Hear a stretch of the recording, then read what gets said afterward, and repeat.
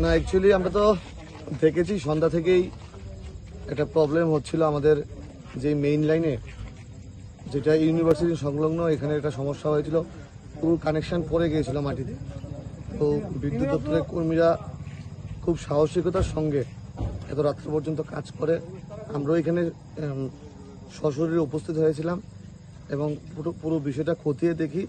এখন প্রায় রাত্র 12:30 বাজে। বিশালগড়ের প্রায় মোটামুটি সব জায়গাতে এই মানে সাবস্টেশন থেকে যেখানে যেখানে কারেন্ট দেওয়া হয় সবখানে, দুর্গানগর, কদমতলী, বিশালগড় বাজার, চেলিখোলা, সবখানে বিদ্যুৎ দেওয়া হয়েছে এবং আশা করি যে মূল সমস্যাটা আছে আমরা আগামী কিছুদিনের মধ্যে এটা শেষ করতে পারব। প্রতিনিয়ত বিশালগড়ে সমস্যাটা হচ্ছে কেন? এটা রাস্তার মধ্যে তো একটা সাবস্টেশন আমাদের এটা উদ্বোধন হওয়ার অপেক্ষায় আছে, কারণ এটা একটা টেকনিক্যাল ব্যাপার আছে যেটা রেল লাইনের ক্রসিং করতে হবে।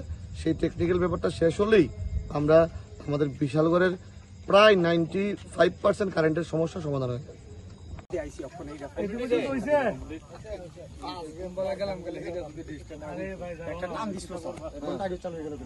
টান দিয়া উপরে তুলছে পরে আবার দফা করে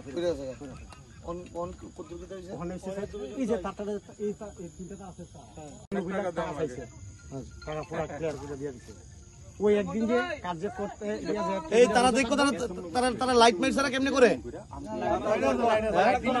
তারা লাইট দিয়ে ও এমনি দেখেনি।